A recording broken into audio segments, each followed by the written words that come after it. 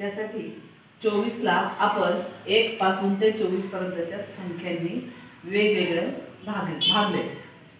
सर्वप्रथम 24ला 1 ने भाग दिल्यावर बाकी 0 होते।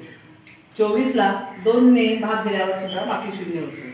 अशा पद्धतीने 3 ने भाग दिल्यावर बाकी 0 होते, 4 ने भाग दिल्यावर बाकी 0 होते। परंतु 5 ने भाग दिल्यावर 5 चौक 20, 4 चा भाग बसला आणि बाकी उरले 4। 6 चौक 24, बाकी 0 होते। 7 ने भाग दिल्यावर 3 चा भाग बसतो आणि बाकी उरते 3।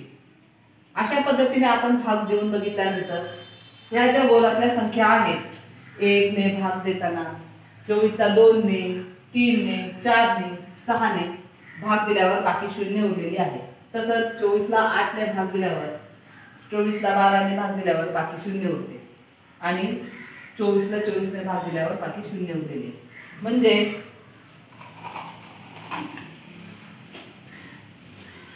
24 चे विभाजक 1, 2, 3, 4, 6, 8, 12 आणि 24